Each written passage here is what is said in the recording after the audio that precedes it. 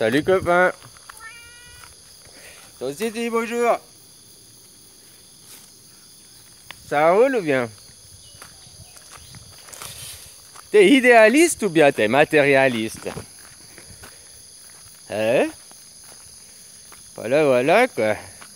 Souvent avant de mes vidéos je disais la matière, ou bien t'es spirituel. Mais au fait, l'opposé au matérialisme, c'est l'idéalisme. C'est pas le spiritueux, les spiritueux.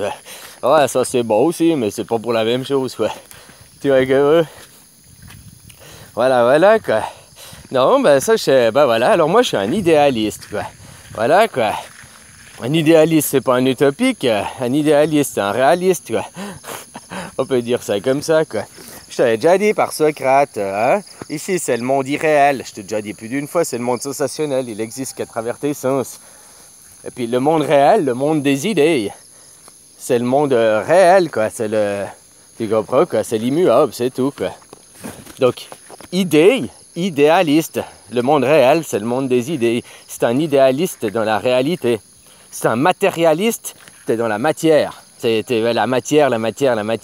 Alors l'opposé au matérialiste, ben, c'est pas les spiritueux, c'est les idéalistes quoi. C'est vite vu, c'est ceux qui sont où? Les matérialistes, c'est ceux qui sont dans l'irréalité, ils s'accrochent à l'irréel, ils s'accrochent à des choses irréelles et puis ils adorent ça quoi. Puisque la matière n'existe pas. La matière, elle existe qu'à travers ton esprit, elle existe qu'à travers tes sens. Ah, copain. Alors voilà, es-tu matérialiste ou es-tu idéaliste? Les deux qui s'opposent. Ah voilà quoi, telle est ma question. Parce que maintenant, depuis 100 ans, là je vois il y a cette émission, puis depuis 100 ans, en fait, on est dans un monde de matérialistes. Depuis que... Bah avec Einstein, il y a eu tous ces trucs, machin. Hein, puis les gens, bah, ils sont dans la matière, ils disent qu'il n'y a que la matière, ça prime. Bah, c'est pour ça qu'on a perdu aussi ce côté spirituel, ce côté, tu comprends? C'est le monde inversé, quoi. C'est comme je t'avais déjà dit, maintenant on dit qu'on est dans un monde patriarcal alors qu'on est dans un monde matriarcal à fond. Et puis il est déguisé sous le patriarcal, quoi. Copain. Le monde qui dirige, c'est pas les hommes, hein? On n'est pas dans un monde d'hommes, on est dans un monde de femmes. La lâcheté, l'hypocrisie, tout ça, la sournoiserie, c'est des trucs plus féminins que masculins, quoi. Copain. Ah, bah tu travailles avec les femmes, elles te disent rien, c'est tout par derrière et tout. Travailler avec les mecs, bah c'est franc, c'est pas... Alors, c'est une générale, ça veut dire que 51% des hommes sont comme ça et 51% des femmes, il y a 49%. Donc ça fait quasiment une personne sur deux, hein, juste comme ça. Tu comprends quoi? Voilà quoi. Moi j'avais travaillé avec des femmes. Une fois j'ai eu un problème avec une, pendant 2 semaines, elle me faisait sourire, elle me disait oui, il n'y a pas de problème Chris, mais il n'y a pas de problème, non. Après 2 semaines, t'apprends qu'en fait, elle te tire la gueule, machin, alors qu'elle te dit qu'il n'y a pas de problème de l'autre côté. Au lieu de dire, oui, il y a un problème, puis t'en discutes, puis tu règles le problème. Tu comprends, quoi? Parce que moi, avec les hommes dans le milieu des travails, c'est comme ça. Hein. Souvent, tu te tires la gueule et tout. 2 heures après, tu te vois à la machine à café, et puis, allez, tiens, je te paye un café, voilà, tu rediscutes, et puis voilà, tu te serres la main, c'est fini, quoi. Le monde des hommes, c'est comme ça. Hein. C'est le monde des femmes qui, oui, non, il n'y a pas de problème, et c'est tout par derrière, quoi. Ah, voilà, quoi. Copain, quoi. Alors, es-tu idéaliste ou es-tu matérialiste, quoi? Vis-tu dans la réalité, dans les idées, hein, dans le monde d'en haut, ou bien tu vis dans la matière, dans le monde irréel? Voilà, c'est ça aux gens qui doivent aussi reprendre conscience. C'est que cette matière qu'ils adorent tant, qu'ils chérissent tant, puis qui courent, puis qui perdent leur vie, ils perdent leurs enfants. Tu vois, les gens, ils choisissent l'argent, la matière, c'est des matérialistes, plutôt que les sentiments, les idées, leurs enfants, quoi. Tu comprends, quoi? Voilà, les gens, ils ont beaucoup de problèmes à se remettre en cause.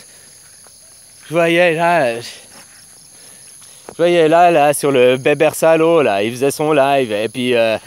Ouais, rediscutons des événements du 3, mais t'as encore pas compris que le 3, ça a juste prouvé que vous êtes des branlots, les Français. Vous êtes que des grandes gueules, vous blablabla, mais vous pissez pas loin. Vous avez pas de couilles. Voilà, quoi. Tout ce que vous allez faire, c'est gueuler, mais vous savez pas vous prendre en main puis avancer, quoi. C'est tout ce qu'on peut constater, quoi. Voilà, voilà, quoi.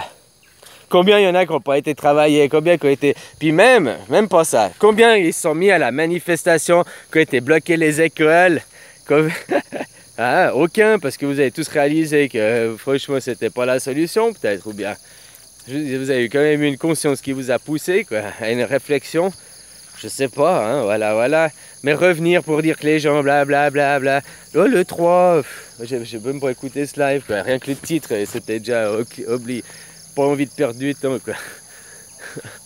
Voilà, voilà, quoi. N'attends pas sur les autres, n'attends pas sur les autres.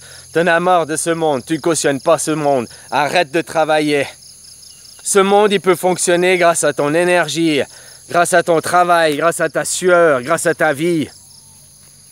Alors tu n'aimes pas ce monde, tu ne cautionnes pas ce monde, arrête. C'est la chose la plus simple et la plus évidente. Tu n'es pas un prisonnier, tu n'es pas un esclave, seulement dans tes croyances. Tu travailles parce que tu veux, pas parce que tu es esclave. Tu travailles parce que tu aimes, tu travailles parce que tu en as l'envie. Elle est là, la réalité. Dis pas, j'ai pas le choix, c'est comme ça, tu as le choix. À aucun moment, ton patron t'a mis un couteau sous la gorge et t'a dit, va travailler. La seule personne qui s'auto-met des couteaux sous la gorge, c'est toi-même, avec tes crédits, avec ton style de vie. Ben, change de style de vie, demande-en moins, reviens de personnes plus simples. Voilà, quoi. Donc, c'est ta vie. Arrête de te plaindre pour ta vie, tes choix et ta merde. Assume-toi. Deviens quelqu'un de responsable, deviens un adulte, au lieu d'être un gland, quoi.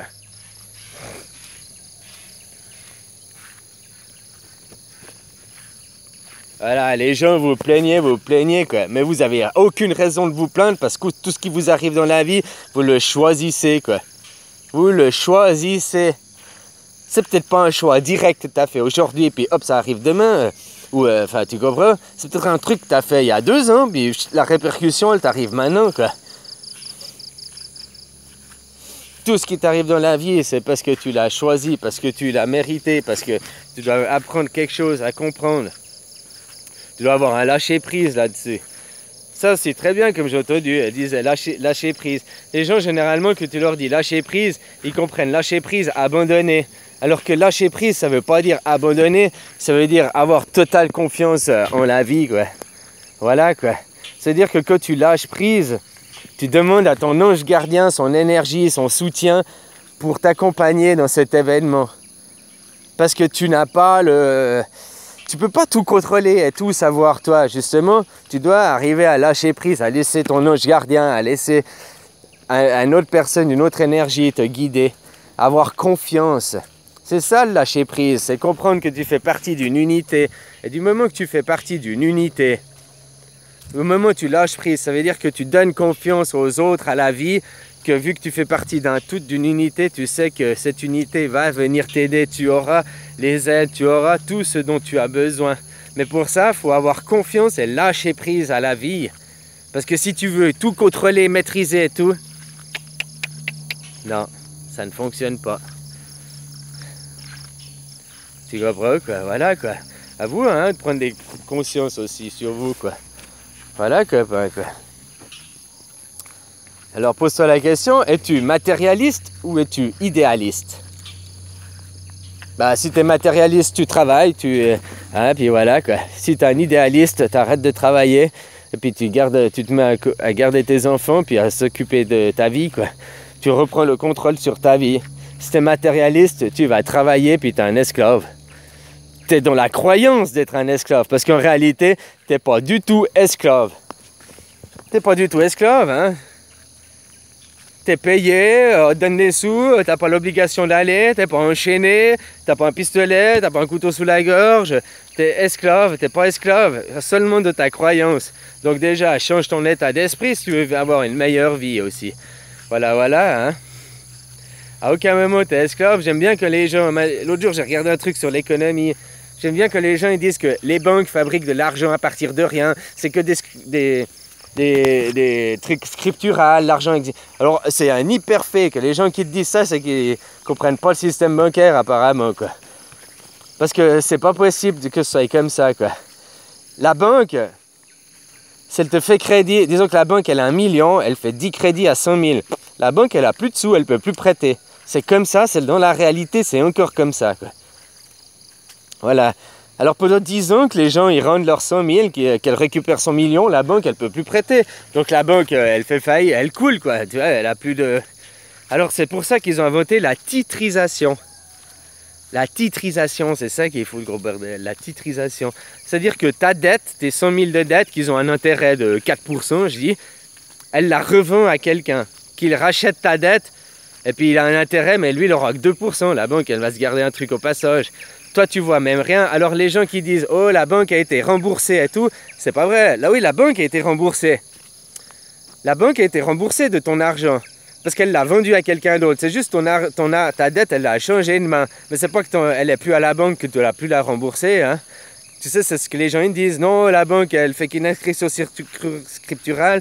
Ton argent, il n'existe pas. Blablabla. En plus, ils se le font rembourser après. Tu vois, c'est les big fakes. Ton argent, la banque, elle ne l'a pas donné à partir de rien. Ah, elle a fait une inscription scripturale, mais elle doit quand même l'argent la prendre de quelque part. Puis après, ta dette, elle la revend. Voilà quoi. Puis du coup, elle récupère l'argent, du coup, elle peut refaire un crédit et ainsi de suite. Elle revend tes dettes. C'est des gens qui rachètent les dettes derrière. Alors, il ne va pas racheter tes 100 000, 100 000, 100 000. Ils vont prendre le package, le 1 million, puis voilà quoi. Le mec, il prête 1 million à la banque, il a 2% dessus. Toi, tu payes 4% d'intérêt. La banque se garde aussi 2% pour faire tourner la machine et tout. Souvent, toi, tu vas rien parce que c'est toujours la banque qui continue à prendre ton crédit, à prendre tous les mois là, ta mensualité, machin, c'est elle qui verse après à l'autre, toi tu vois rien de ce qui se passe derrière. Tu comprends? Et c'est la titrisation, quoi. C'est ça qui a été inventé, la titrisation, quoi. Voilà, voilà, quoi.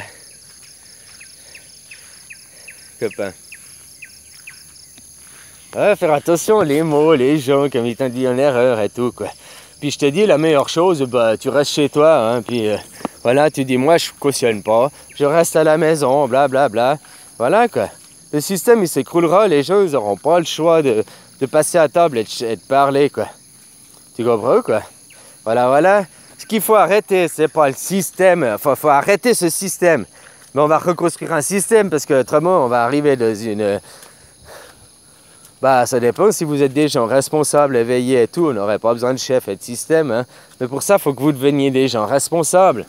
Mais tant que vous n'êtes pas responsable et que vous avez besoin d'un chef parce que vous assumez pas votre vie de vous-même, voilà quoi finalement. Alors voilà, là on va arrêter ce système pour arrêter les dérives là, hein, les dérives qui sont à l'argent quoi. L'argent toujours plus dans les poches des mêmes pour que les autres y triment, pour que maintenant c'est même plus les États, c'est les sociétés entreprises. D'ailleurs, si tu arrêtes l'argent, les premiers qui vont couler, c'est les sociétés entreprises, hein. C'est même pas les États qui vont couler, c'est les sociétés entreprises, quoi, tu comprends? Voilà, voilà, qui dirigent les États derrière moi, qui dirigent les actionnaires, tu comprends, quoi, voilà. Copain. Et il faudra arrêter ces dérives, c'est ça, c'est toutes ces dérives, les excès et tout. Parce que le principe même du système, il est bon. La base, si elle était saine. Mais le problème, c'est que maintenant, avec l'argent, avec les matérialistes, t'as vu où on est? Donc il faut virer les matérialistes, qui sont pour l'instant nos dirigeants, puis mettre des idéalistes comme dirigeants. Tu comprends, quoi? Voilà, quoi. Alors, à toi de savoir si tu es un idéaliste ou un matérialiste. Si tu es un matérialiste, tu travailles parce que tu as besoin de matière, tu as besoin d'argent. Si tu es un idéaliste, arrête de travailler pour rester avec tes enfants. Ben non, c'est à toi de choisir finalement. Allez, bisous copain, prends soin de toi, bisous.